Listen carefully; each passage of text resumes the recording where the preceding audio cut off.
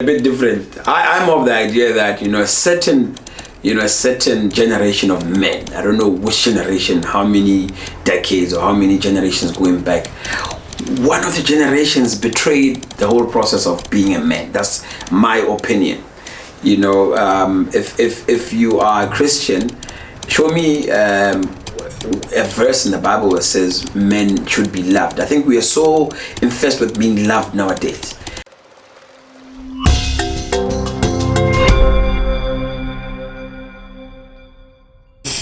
4, 3, 2, 1. Lizibo. Yebo. Eta Tinsanda. Shapuzet. Away. Yes, sir. Yes. We're meeting at a time, bro, whereby women are being abused, killed, and everything. Yeah. And at the same time, Nore Musatu and Swati out. Yeah. Yeah. People who don't know exactly. That song is a very personal song, by the way. Mm-hmm. It's a true story. Yeah. One of my sisters was going through doing yana at the time, and I was very frustrated at the guy who was doing this. I felt very betrayed. I felt like my sister needed me, but I really couldn't do much because I couldn't find this guy. And then I thought to myself, but let me just do what I do best. Yeah. And I spoke to him through that song. So people, I think that's the first time I've ever said this. So it's a very personal song in that regard, because I wrote it after a sister of mine went through very, very, very painful time. Unfortunately, one may say, one of your sisters are in the situation in Singapore. Not really, how life is. For instance, I've never written a song about mama, for instance. I've always told myself that I always want to induce my own creative process. I believe in timing. We're talking off screen earlier on, and I was telling you, I believe in timing. And I'm always telling my mother that, no, it's not that I don't love you, moms. I do, but the time will come for me to put it into a song, So it was, I guess it was the right timing. It was inspired by a very bad situation, but I'm glad the song across board, and I'm so glad that a lot of government organizations and private entities are using the song for the greater good. Are they cutting the check though? They are definitely cutting the check. It's very important. With the very vigorous introduction of Cosbots nowadays, the systems are quite, they've gone to a level where we never thought they would be. It could be better, but with the introduction of the whole IP and monitoring of radio stations and licenses, intellectual property, I can safely say we're getting to a point where people really do understand what IP is. I get you. But just going back to that issue of Majita, who are abusive to women and stuff, like from your perspective, they're like, what's going on in this? Are these normal human beings? Because they're now misrepresenting us as men. No, very true. They are very much misrepresenting us, but representing us at the same time. And I'll tell you why I think that. My thought is a bit different. A bit more leaning to Bishop Maponga, but a bit different. I'm of the idea that a certain generation of men, I don't know which generation, how many decades or how many generations going back, one of the generations betrayed the whole process of being a man. That's my opinion. If you are a Christian, show me a verse in the Bible that says men should be loved. I think we are so infested with being loved nowadays, and I think it has been evident through the years that we cannot handle emotion. We cannot. Hence why we take it out physically. If we lose a battle, verbally, we can't take it. That's again, verbally we're talking emotions, they come to play. Hence where the same people you will send an I love you booms to your girl, and you holding your phone there waiting for I love you back. But let's look at the older generation. 4 or 5, our great grandfathers and our grandfathers, they didn't seem like they cared too much about being loved. Respect was at the forefront. And what he did was take care of, his responsibilities as a man outside being loved. I think this emotion carrying, we need to really rethink it. And we both Lizibo, what exactly should you be looking for in a woman? Should it be to be loved or to be respected? I think maybe we just need to draw our footsteps back. Hence, then I'll come back to now. I think that's why I say the emotion part. I don't think we are designed to handle emotion. Estrogen. What's with guys adrenaline, testosterone? I don't know testosterone and estrogen, the differences. I don't think, however, we are really designed to handle emotion, which will then go back to what you were saying, asking me, are they normal human beings? They are normal. But what the problem is, they are men just like you and me. They can bear kids, they have feet, they can talk, everything is okay. The problem is, I think we need to go back in time and find out how did they make it work. So they can't, women generally are people who talk. They are talk stars. Somebody was joking, saying a couple of days that's the reason why God never had a woman, because he knows how they so I think, and then with the pressures of now, I think, Dubes, I hope I don't offend anybody, but it looks like the whole world has turned their backs on them, on the boy child and the man. I mean, us being African men, we know that we are the movers of the home. We are the leaders. Now, the implementation and the capacitation is leaning more to the girl child and the woman. They forget now, when that girl and that woman is getting married, she has to be led. Now, if you don't capacitate the leader himself, the woman comes and leads in every aspect. They make more money. I'm not saying it's wrong to make more money than your men, but they forget other aspects. And it's debatable. But what I'm saying is that now, society has turned their backs. They're capacitating more on the girl and the woman child. They're forgetting that the household is originally supposed to be led by the man. And I'm not saying some households have been led by ladies, yes, because of the circumstances of today. But maybe we need to retrace and really make sure that men are capacitated enough to take their roles, take them back, because clearly something is not going okay. So I have a lot to say about that. Don't get me started. No, I can tell. I can tell. Okay, before we unpick the encyclopedia, which is Lizibo, let's just take it back in time. Actually, in Zinshambe, where you grew up, your home village. My home village. 1985, man. Man. It was I've had quite a normal childhood. I've always tell people I didn't have any special childhood away from a normal Kalanga Botswana boy. But I was born in a very quiet, conservative family, Christian, a world of singing, or let me just say creativeness. Like my grandmother was an avid singer. My mother took after my grandmother, great singer in traditional dance, Kalanga dance. Your grandmother? My mother. Oh, your mother. Yeah, my mother, I believe, I understand in her times, Kalanga traditional dance, she was the Michael Jackson. Yes. And then my uncle was a ballroom dancer also. Actually started singing in Zinshambe Primary, in the I think 1991 or 1990. Back then there were Trelos Chaba students who after you finish your Cambridge, you go and what do you call it, service. You go to a. So you're also part of the people who did TS? No, I wasn't. Too young. Too young. I wish. But I was getting to a point where how I started singing. Now the TS teachers would go to Zinshambe. Now, as part of that program, they would have to start community awareness group. They would start choirs. So in those choirs, I happened to be sent with the wheelbarrow. And then because my grandmother was actually a priest, so singing was an everyday thing at home. So if I just happen to be passing by and people are singing out, it's a familiar sound.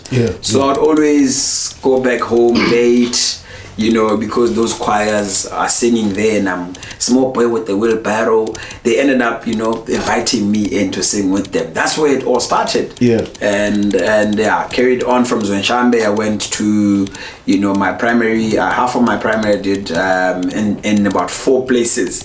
I'm about to blow your mind. Gaborone, I went to Taung Primary School, I went to Lesedi Primary School, and then I went to Mulepolole and Shapad, and then I finished my primary in Orapa. Hey. Then I started my junior high in Orapa. Then I came back to GAT. So I get about to get one hour Botswana and Dooms. You see what I'm telling the truth. Yeah, no, it's true. I'm literally Botswana's child, so because I've been everywhere. Yeah, and then that's when I picked up, you know, a bit of traditional dancing, and then when I came to Gabs, you know, my stepfather at the time, he was a member, he was one of the founding members of this mighty KTM choir. All right. And that's how I got introduced to KTM, because I came here when I was still young. He actually used to tag me along to practices when I was still young, you know, 1995s and 6s. Actually, I think around 1994. That was a year after it was formed. Yes. So years on in my high school years, my teacher, who happened to be a friend to a guy who was a member of KTM, organized so that I went and you know, auditioned for the choir. And guess what? The KTM choir. KTM choir. How old were you by then? I was 16. Yeah. So you're the youngest. How did you know that? The interesting statistic is that I am the second generation member of KTM. The second generation. Yeah, well, they are the first generation, of course. Like I said, my father was, he's one of the founding members with Bohomole Mutuality. Actually, my stepfather and Bohomole Mo, the late, God rest his soul, and our uncle Belpet, and a lot of them, they were actually, they co-cast, I think it was September, in UB, as I understand. They said that's where they were standing under the tree there, and he told them, guys, I have an idea of starting a community choir. You know, a lot of us after studies, we don't do anything. They went to a gentleman called what's his name? I'm forgetting his name. How can I forget his name? David Slater. They went to David Slater as one of the musical mentors, and they told him, this is our idea. That's how KTM was formed in 1993. I think it was September, if I'm not mistaken. So I am the second generation, my brother. A very, very special statistic. You should be in the Guinness Book of Records. Of course. I should be. I hope they're watching. Yeah. So just to take it back a bit, you mentioned you know Gereza are like in different places. Yes, sir. What inspired that movement? Well, I didn't have much of a choice on that one. You know, like every or most early 80s born kids. Our moms had us when they were between 20-21, so they had to leave us at home and go back to school, you know. So at the time, I think I started my primary, I was with Gogo at home, and then her sisters and her brothers had to take roles now. And I had to live with my uncle, I had to live with my auntie, you know, and then back to uncle, and then that's when I came to Gabs. Now my mom had finished her school, so it wasn't really much of a choice. It was just your African family dynamics, you know. But I'm very grateful for it, you know, very grateful, because I got to learn a lot of things. I got to meet a lot of people. Like from now, when I go to Uteti, Honoko, Warapa, a lot of people know me. They embrace me as one of their own, Polole and Gabs. So I mean, I think it worked out pretty well for me. So you got to learn like a lot of things. Most definitely. I mean, different cultures within Botswana, obviously. I know what to do and what not to do. How to go, how to go with it, how to go cutting. You know, I think I'm one of the very, very, very privileged guys in terms of, you know, having stayed in those, you know, different cultures. I mean, a lot of people, it's either you are born and bred in Francistown and that's it. You are born and bred in Gabs and that's it. So I mean, I think I was very privileged in that regard. All right. So 16 years old KTM choir. You're learning do re mi fa sol la ti do. Yo. And at the same time on the radio, whole labo distance child, Tevin Camp. How do you manage to balance your boys two men, you know? I that's a very good question. How did I manage to? I think before KTM, I grew up under the mentorship also of a church that originates in Zim. It's called Utaramwari. Oh, all right. Utaramwari, singing are one people. Yeah. Our way of glorifying God was mainly through singing, like so many other churches. I'll speak about this one because I knew this one. Yeah. We had competitions within, our closed doors. So we traveled from Zim, South Africa, Botswana. We traveled a lot. Yeah. So when I came to school, choir, and KTM, it wasn't all that strange. I knew the basics of your do re mi fa sol la ti dos. So it I think it helped cushion the shock. It wasn't much of a shock. Mm-hmm. So that I think I have to credit Gutaramara. I never credit them that much, but Tando Talona, I think they did a great job. So I think with that, how most of us African kids, it's very strict when paying what you listen to and what you don't listen to. So in terms of music at home, I think I was only privileged to what my parents would listen to. Yeah. Your Dolly Parton, your Oliver Mtukudzi. These are people who raised me, because my mother also was a lover of music. In her car, I remember her first car, Conquest, she had all those cassettes. So your Keith Sweats, Kenny Rogers, all those people. So I think that's where I'd always had that at the back of my mind. When I grew up, I would sing their songs when they came on. The subconscious mind keeps these things, Yeah. So at the time when I went to KTM, that year, I think there was a year 2006, I think. Because I joined KTM 2002, if I'm not mistaken. There was a song called Matsidiso. Matsidiso, 2006. Yeah. It was launched.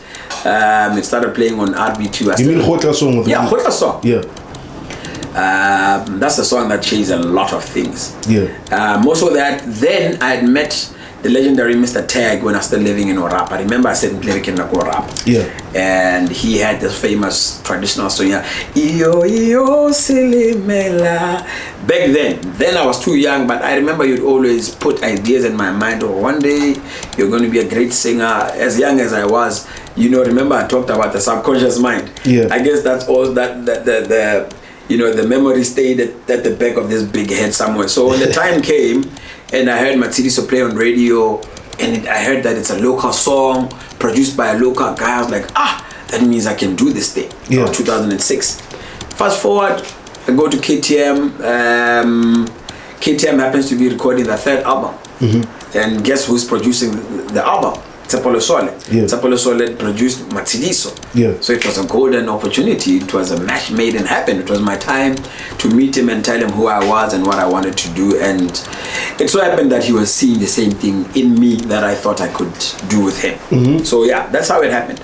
The transition, as you were asking, from do re mi fa sol la ti do to the Afro R&B. That's how it happened. Yeah.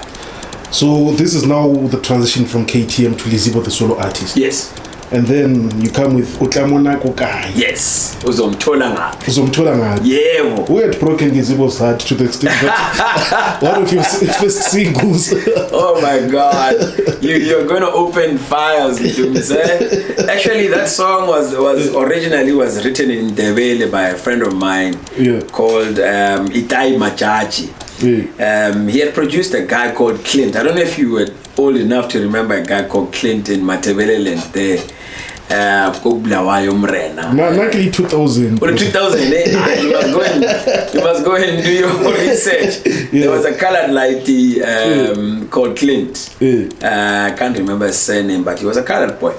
So I met Itai Majaji the time I was living in Francistown through another older brother of mine called Brian Ndopi. Who had a friend, Brown Stick, he is half Zim and half Botswana, so he had guys visiting from Zim. So Itai, one of the days he came over and found me singing, with my brothers, and he started singing that melody in Ndebele, Uzontolanga pi yena uzokuthanda njengami awungeke. Then he said, look, if you want the song, translate it in Setswana, and that's how I did it. So that's actually a very great idea. Great question. That at the age that I was, what did I know about it? Heartbreak. So I translated the song, and I developed it. It became the song that it was. Yeah. So now you're dropping love gems, like heartbreaking songs. What is KTM choir saying? Because KTM choir, like at times they sing hymns. Yeah. No, they're very proud, man. They're very proud. They're very proud. I'm happy. I'm happy to also say I happen to be on my way to Korea with them in a couple of weeks. Dope.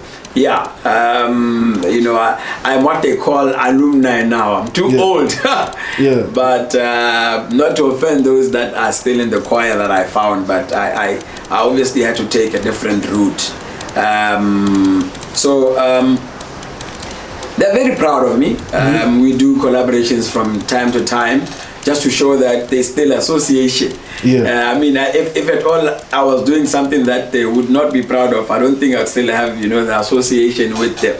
So to me, I'm taking what they are embracing, and they are endorsing what I'm doing by continuing to be a part of my story, continuing to associate, brand association, So everything has been a thumbs up from there. It's been a thumbs up. Yeah. So you give us a first single in Kalang, in Setswana, and the next thing you just switch to Ikalanga Chedu.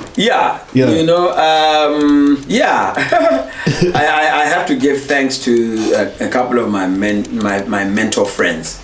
I was very privileged to have met people like Mosako. And worked with Thapoloso. I think they really instilled a lot of what should I term it? I think a lot of originality in me. Them having been older brothers and having done this before me, they definitely didn't want me to take routes that they took. And I'm glad that I somewhat took their advices, because Mosa could always make it a point that you need to be different, and he'd always say, "Ntwana,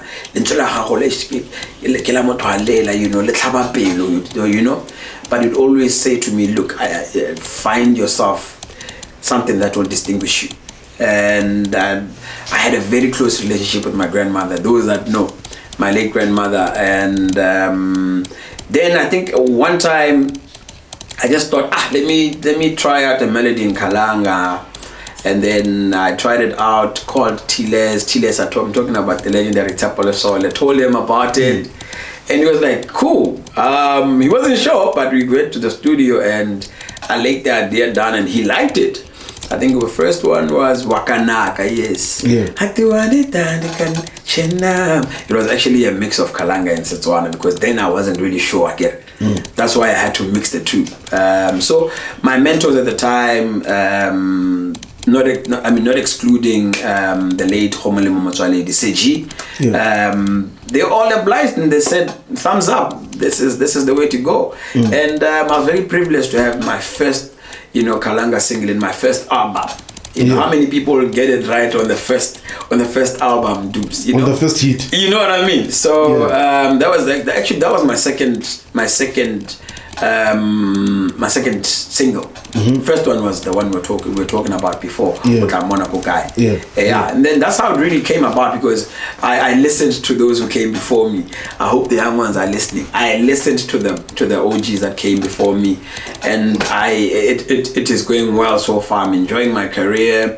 Majority of my songs Kaskalaka. Yes, I have songs Kastwana, but a majority is Kaskalaka, because I've taken a deliberate decision to say, look, I need to be part of the conservation of Ikalanga. I always say to people, I'm a self-made cultural conservationalist, if there's such a word, you know. Yeah. So ever since then, I've just taken a deliberate stand and say, look, I never want to see myself asking somebody, can't they, why you not singing Kaskalaka? Can't they, why the question is, what are you doing about it? If you what are you doing about it? Who are you waiting to come and change whatever you think should be changed, and you should promote your indigenous language? Who's gonna do it? So that's what I did. I decided, and I think I'm doing so far so good. I think I'm doing good. A couple of youngsters are coming after me, and they're doing their thing Kaskalaka. I'm hoping I'm the inspiration. If I'm not, I mean, the great legends such as the great Ndingo Joa who came before me, you know, your Apollo Diablos came with the song Ikalanga Chedu way before me, you know. So, but I'd like to believe her because I am the now kind of guy. Maybe I might have, you know, had a lot to do with it. If not, Aguna Matata. Aguna Matata. So 10 years on, like, you've been like advocating for Kalanga music. Yeah. To my surprise, it's only you, the people that you mentioned, Uncle Ndigo Joa, Apollo D, Romeo Stana, Concrete. Big names. If I'm to mention those I know, they're less than 20. So why is it that like our brothers up north, are they shy to sing in their native language? No, I don't think it's shyness, you know. I don't think it's shyness. I think, like I said, you just need a certain type of people to hang around to inspire that and explain to you what it is, the music business. So I don't think it's being shy, really. I think it's also my responsibility. If I mean, from your observation, it might seem they are shy, but I think they're just waiting to break out. So it's there. Don't worry. There are quite a number of them. I'll let you know. Quite a number of them. There's a young boy called K Frost. He's a cousin of mine, by the way. He's a producer also. He sings wonderful Afro in Kalanga. We have guys who sing trap in Kalanga. There's a guy called Kalanga Boy. You know, there's Ntombo. There are guys who sing Kalanga in gospel. You know, we've got the ladies like Queen Manziva. We've got guys like Innocent who sings Mukuku Kaskalaka. So there are quite a number of guys. Had you come to the Ika Fest, Ikalanga International Festival in Domboshaba, you would have seen them. But I think we are on the right track. You know, I think we're on the right track. So I think I'm happy with the so far upcoming young Kalanga artists. That I think it then lies to us, some of us who I can term as established, to see how we can push them in the right direction, because they definitely need it. Some of us, like I said, I got that from Tsapolo Sole, from Mosako, you know, from the late Seji. So I think I'm safe to say I'm happy with what is happening, the wave that's coming out now, because it's different genres. Like I'm saying, we've got trap, we've got gospel, we've got jazz, you know, we've got guys that Afro, you know, Afro tech also. So I think it's let's give it a bit of time. It will come right. Yeah. Should I go a bit deeper? Go deeper. Yeah, go deeper, Papa. Yeah. But would you say like Kalanga practices much appreciated, not political wise, but they are appreciated nationwide. Yeah, now you are being dangerously being very political. Yeah, but you know, I mean, I think it's there in every society. There's always danger of a certain group being a minority of some sort, and you know, not really being, you know, accepted full force. I mean, it's a known fact. It's a known fact. I mean, you can hear it from when you find a group of guys talking Kalanga in a town that is not predominantly Kalanga. Hey, Laraseva, hey, this. They can't just, you know, appreciate and accept that, okay, these people are proud of where they come from and they want to communicate. You know, and just the system, you know, the system benefited the Setswana speaking dialects, more than us. I mean, we can't really blame them in a sense. We can blame in the sense that they don't want to, be open-minded and realize or they are privileged, This is just my little 2 cents. They are privileged, they're culturally privileged or linguistically privileged, if there's such a word. I think it's for me to be politically right. I think, let me just say, I think it's there in each and every society. I mean, I know in South Africa there are people, your Tongas, your vendors, who are finding it hard to feel like they are wholesomely accepted and everything. There are practices like you're saying. I know in Zim also there's also a struggle between the Shonas and Tebeles. So it's always there. It's always there, my brother. It's always there. It's always there. Yeah. But how can we make people to tolerate? How can we tolerate each other? Like, is people from different groups, tribes, and stuff? Yeah, I think the biggest thing is just for us to remember that we are Africans.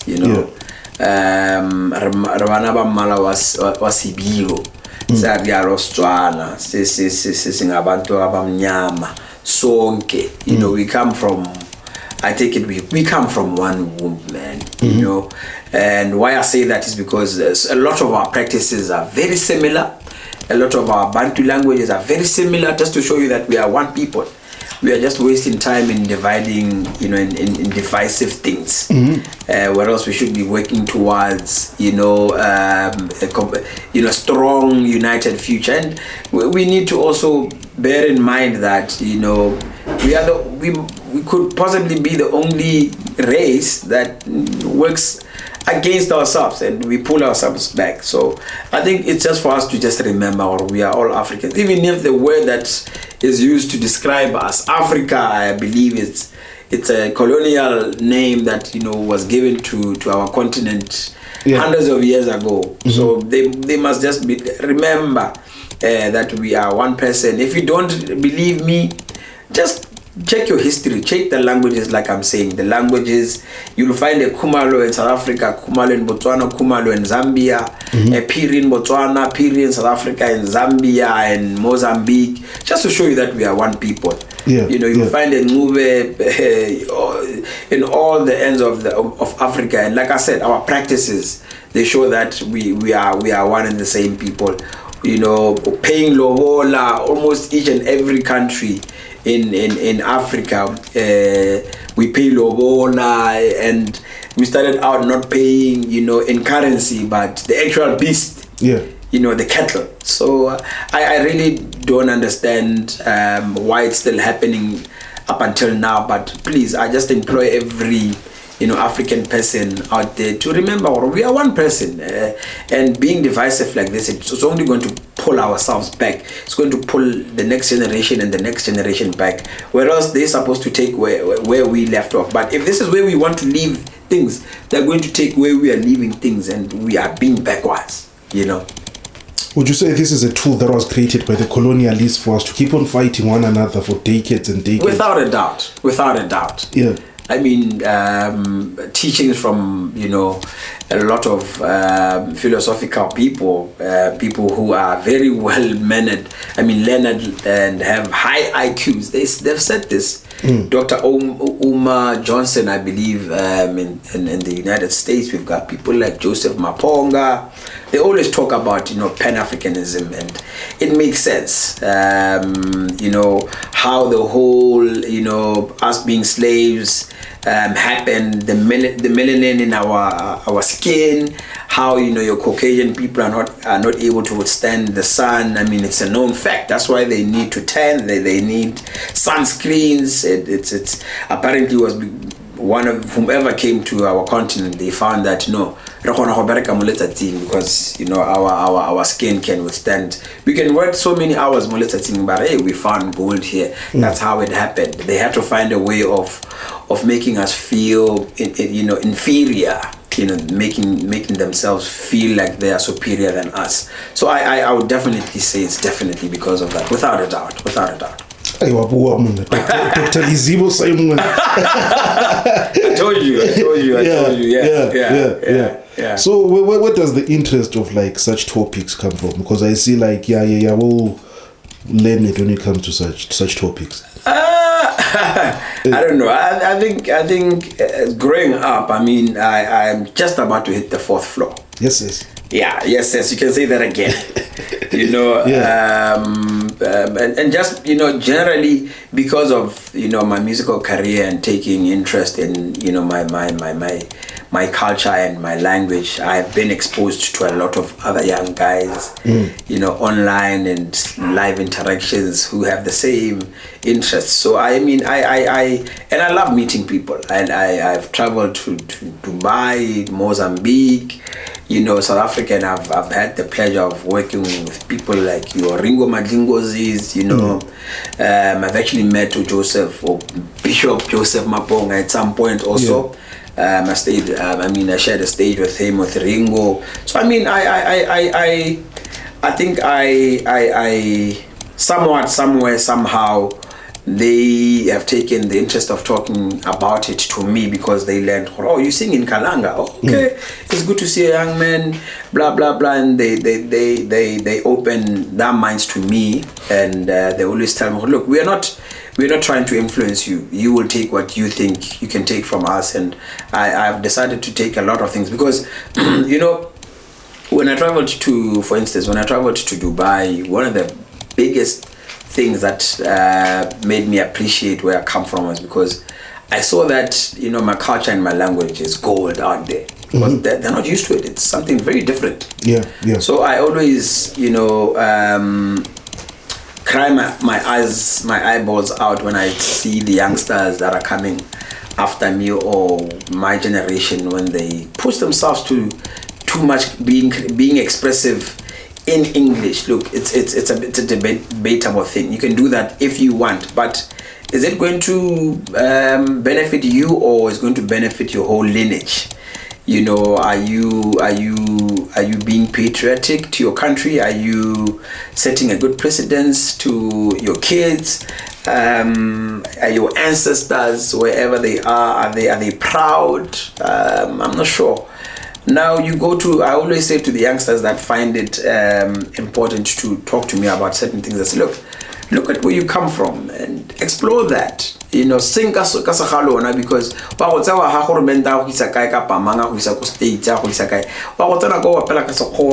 Brandy is there, your Taylor Swift, they sing in English. You can never do it better than them. Rather do something that they can never do. And guess what? This is something that has been tested. I went to Dubai, I went to Mozambique, and I've sang in this beautiful Kalanga language. And it's always like, wow, so what language are you singing? Now I'm selling my language and my country. I have to tell them what dialect it is, where it's from. I remember when I was in Dubai, I was telling this other lady, oh, Botswana, where's Botswana?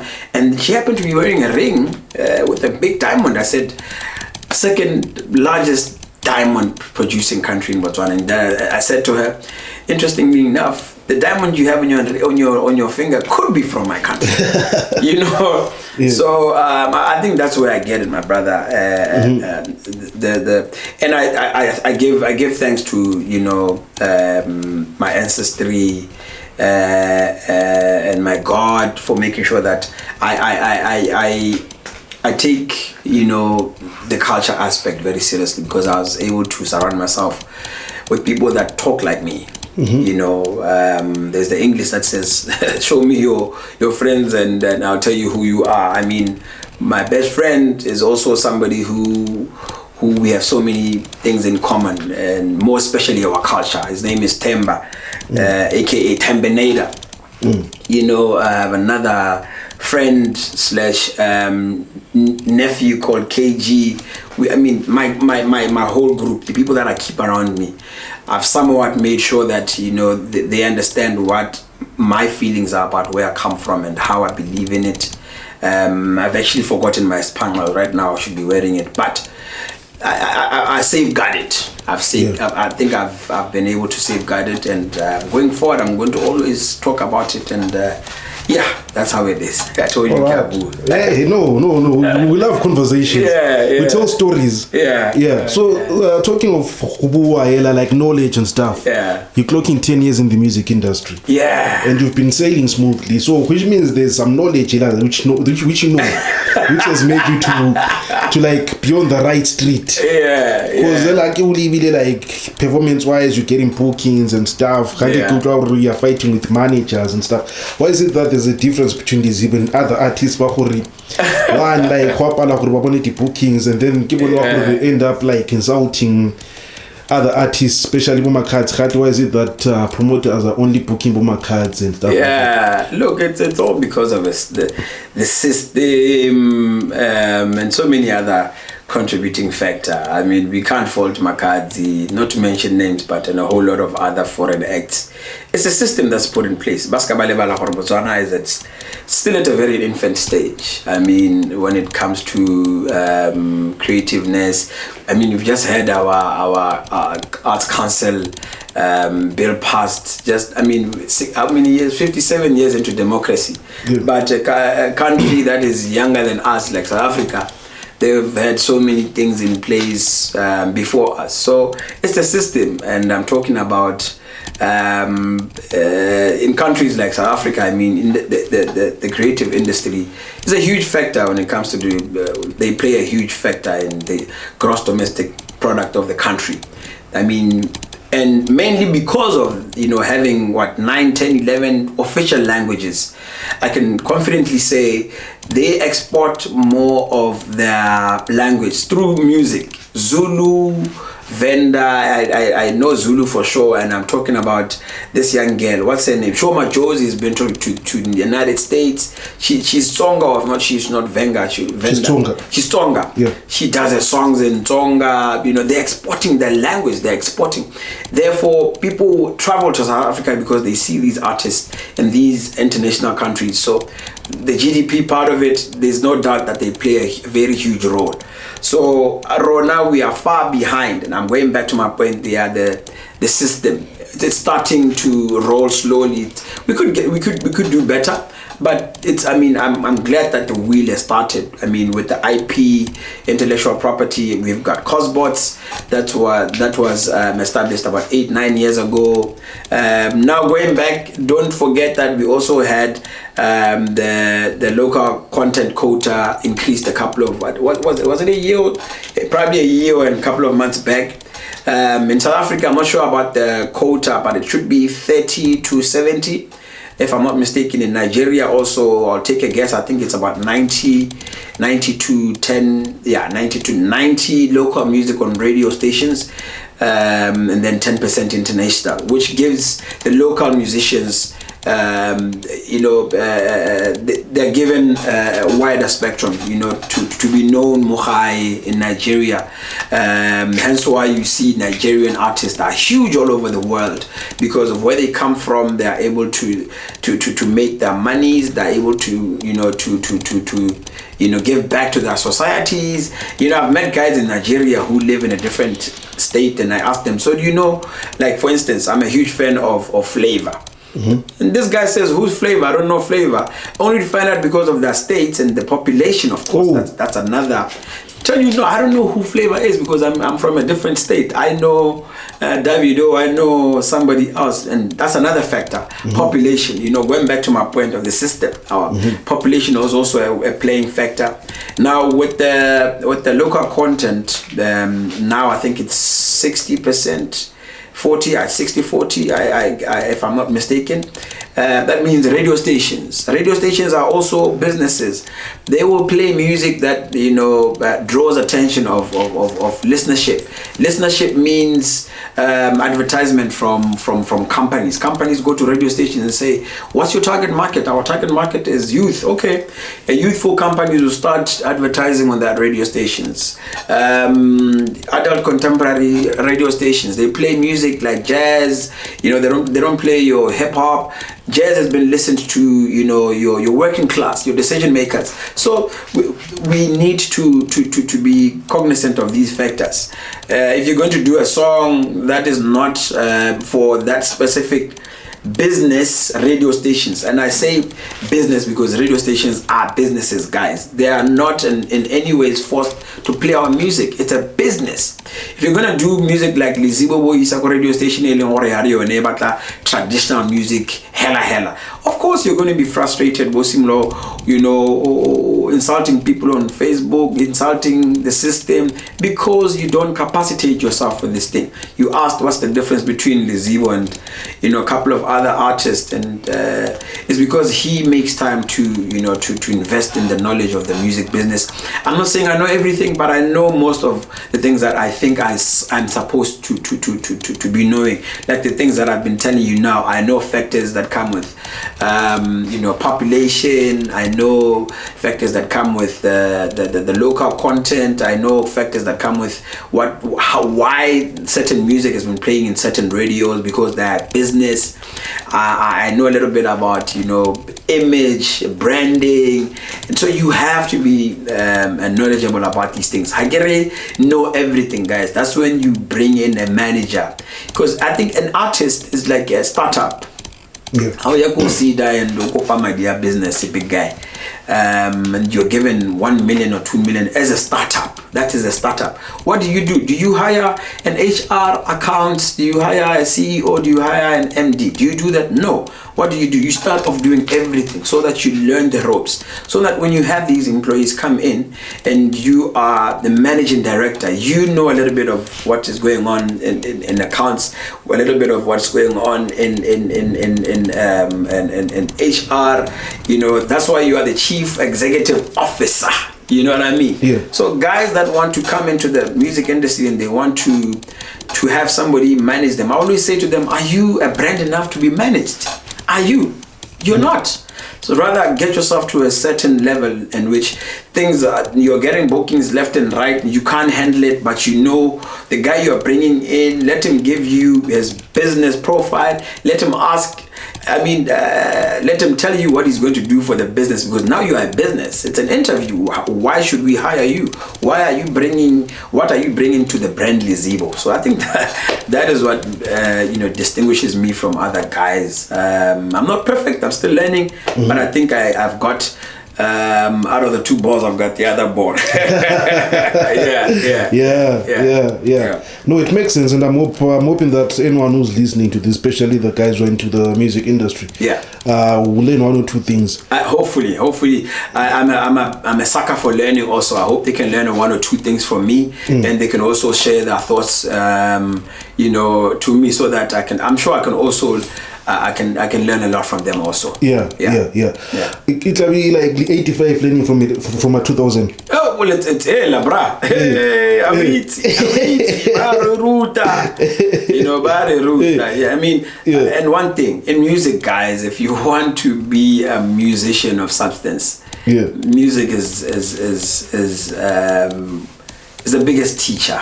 Yeah. You can never think you know everything about music. You will find a young kid singing a note that you've never heard before. Singing, putting together lyrics that you've never thought you can put together. So always be open-minded. Don't grow a big head, because the next person might know more than you, but because you are big-headed, you will, deprive yourself of the knowledge of that person, because you've grown a big head. It reminds me of Prayuma Sogela. Oh. He did an album with Zwaibala when Zwaibala was still in his 20s. Imagine the baton exchange from that. I mean, they're probably 2-3 generations apart. And I've had the pleasure of doing a song with the great Ndingo Jowa. We are also probably 3-4 generations apart, and I was very privileged. That's how it's supposed to be, All right. Now talking of the 10 years supremacy. You guys, Lunaba soulful music, R&B, hati, players, but you be calling yourself a better man. A better man. So how has it been like 10 years? Like how has it been like with women? Let me just put it out there. You're gonna pay for this, son. We'll pay for it. No, man. Look, when I started, I said, I'm nothing special from every normal Botswana guy. I don't believe I'm anything special.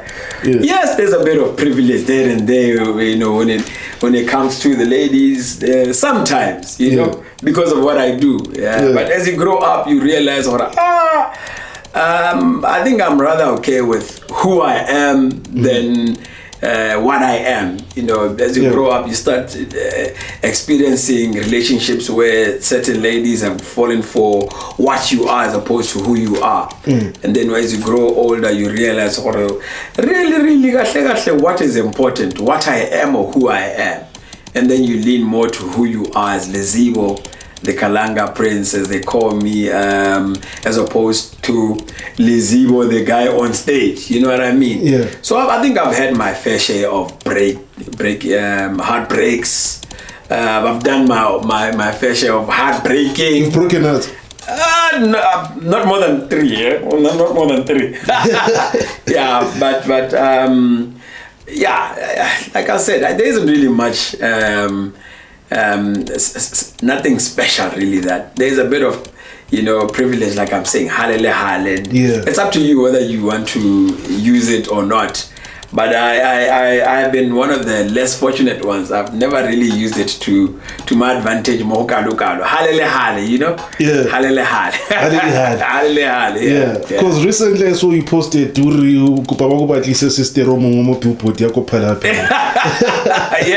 a my thing. But she hasn't commented. But it's fine. Some of these things are for content, man. I have to redo that song with you. But don't read too much into what I write. Sometimes it's just for content. I've got a younger brother and younger sisters who always say, big brother, you don't do things the way they're supposed to be done. You must write something to make it. So some of these things I'm doing them on teachings. And my nephews and nieces. But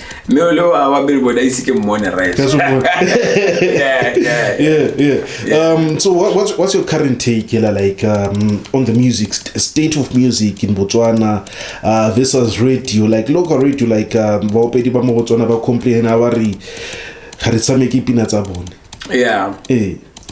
it's a very debatable issue. Maybe now I think I'm a bit harsh on us because I'm part of it. And I can only plead to the government and pray for them, for them to have Godspeed and to make things bigger and better and easier. Look, the fact of the matter that we have 5 broadcasters. In fact, let me leave RB1 because it's not a commercial radio station. We only have 4 commercial radio stations. It's not a good look, and it will forever, impede our music industry in the growth. Yes, there will be growth, but not that significant. So us having 4 radio stations, I think we have to do a little bit more. I hope but I'm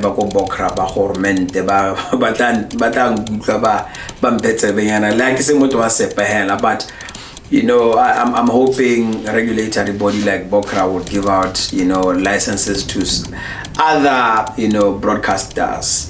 Why shouldn't we have Ghetto FM? Why shouldn't we have a radio station in Maung, in Kasane and Pigwe? That will play a bigger role in us getting I think a bit more rotation on radio stations, because you must realize 4 radio stations we are fighting with international content. And you take our neighbor Zanzi, I think they have well over 50 if not 100 community radio stations. In each and every city or town there must be at least a minimum of 2 or 3. So ba complainer yes, ra complainer yes, me relive katselang or okay. We are competing with guys that are enjoying international airplay. Most of them are signed to record labels that have a very high marketing budget. That's the biggest thing happen. You can't only Lizibo, you're not signed to any record label, and you're going to find an artist, I wouldn't want to name names, who are, you know, signed to big radio, big labels like your Open Mics, your Kalawa Jasmine, your big. So we're talking now, if you're talking marketing budget, they have millions they want to put and make sure the brand Lizibo grows and is not only in Africa, is in the United States. I mean, we've seen guys in South Africa go do shows in the United States, in Europe, and everywhere. So there's so many things that really counter our argument, and we can only hope and really find out who knows. I mean, the current Bele Pasitwing, you know, the Arts Council, who knows, they might call a couple of us and say, guys, since you are on the ground, let us in what you would say, what could change.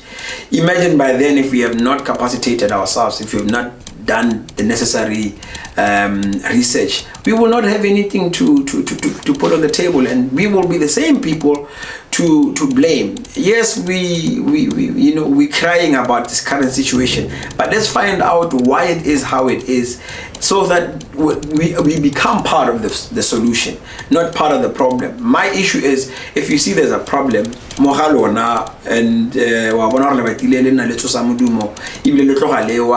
you gonna wait for your dad every time? Look at your height, look at look for a spanner, do it yourself. You are being part of the solution. That's what I'm saying. Let's try and be part of the solution, guys. Mm-hmm. Especially like the Arts Council. Yeah. Like what you're saying makes sense. Yeah. And do you know that a man with knowledge, a wise man, is a threat? Ooh, that's big. Yeah, I think I now understand why that other organization suspended you at some point.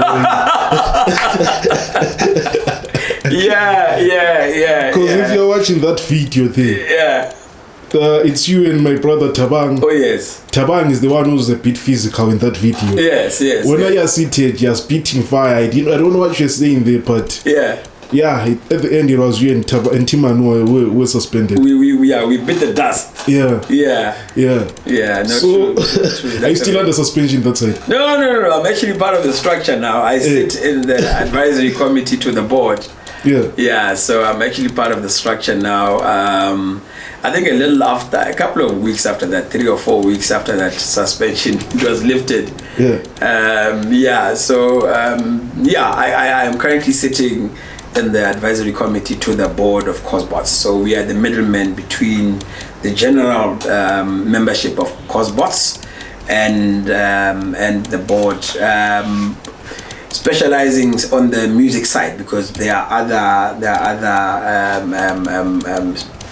members such as Writers Association. I forgot the term. There's Writers Association, then there's music. Mm-hmm. So we are the go-between the musicians and the board. So I sit in the advisory committee with legends such as Repen Beretle, Peto,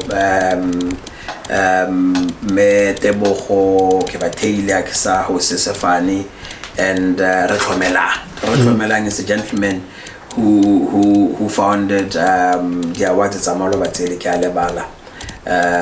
Before Boom. Yes, before Boom. Yes. Celebrity something. Yes. So I am very much part of the system now. I guess they had to don't salam me to them now and see that this man is under us. So Kujaliboni,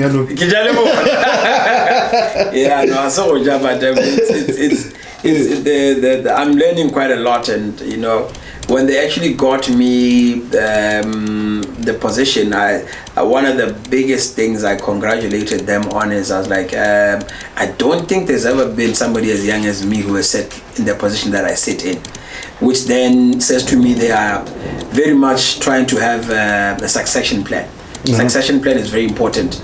As people are growing old, I mean, people like Bonobo, the legends like Pemperetle and Alfredo Moss, they have been active musicians and part of the structure, administration structure, sabomu, anything to do with arts. And I think it's time for them to go home and enjoy life and we need to learn as much as we can from them, and take it from where they are. The problem is most of the creatives, they feel for certain offices are for certain people.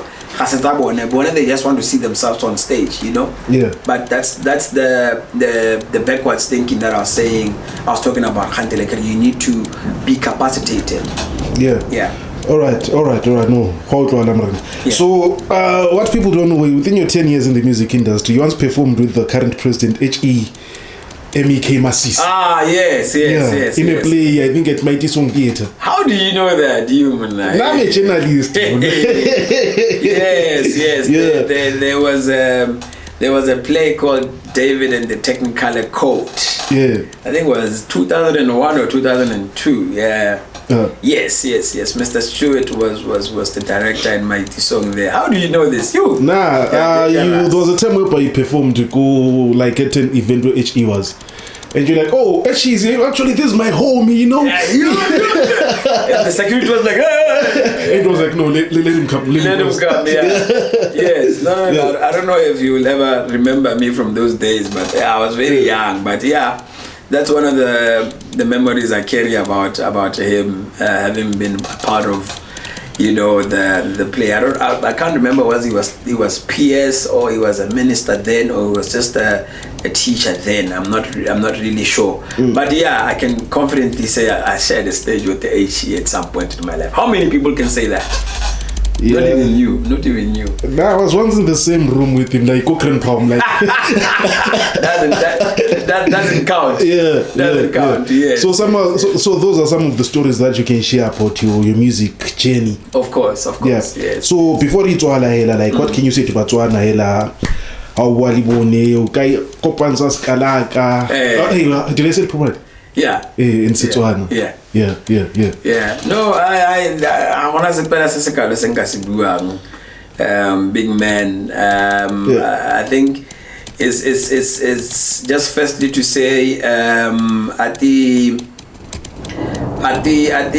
time in to ngendongolozo. I think we learn ko gahule kuzutuzantolo. You know, going back to how things were used to be done. I understand culture is dynamic and changes, but let's keep the intricate parts. Let's keep the most important parts. Let's not discard the whole plate. Let's leave Arlington rice, hosale nama, hosale moroho, you know, arboiling you know, the former HE would always, I remember there was a time he said, meaning let's backtrack our steps and really find ourselves, because I think we are becoming people that we are not. I don't want to say which people, but I think it's important for us to backtrack and really because we are a special nation, you know. In closing, let me just, you know, a couple of when I met Bishop Joseph Mapongo, he reminded me of the greetings. There was once a teaching that he gave, and he was talking about African greetings, about when in Ndebele or in Zulu they say sanbonani or sawubona, and you say we see you. The African meaning of that is sanbonani is we see you. I can say that to you, miolo waniana, you know, but I'm greeting you in plural is because I'm saying I am greeting you and the ancestors that you walk with in your bloodline. You know, they are walking with you. So in Setswana, in Nkalaka, we say dumilani, meaning dumelang, meaning believe. Such a special greeting. Believe that of which you've gone through, you will overcome. So we are a special breed, Botswana. I think let's be blessed and let's remember that we are special, very special. Yeah man. Error. Yeah man. Error. No, taboka basekulu. Kwaboka imimda. Kana batho kaba itse gore ke no so speed. Wa lebeleka nya. Do lebeleka kwa so. Utaura futhi ngiyakhuluma. Ukhuluma ngiyazi ukuthi uyakhuluma mataye. Ngiyathetha. Madoda. Even lesitsona ke asibuka. Wasibuka. Siyabonga. No, awukari la khedela like one or two vocals in from one of your old gems, like one of my old gems. Ooh, yeah. Okay. Big Thursday, TPT. Oh my goodness. Let me see. Nakimfana wastyling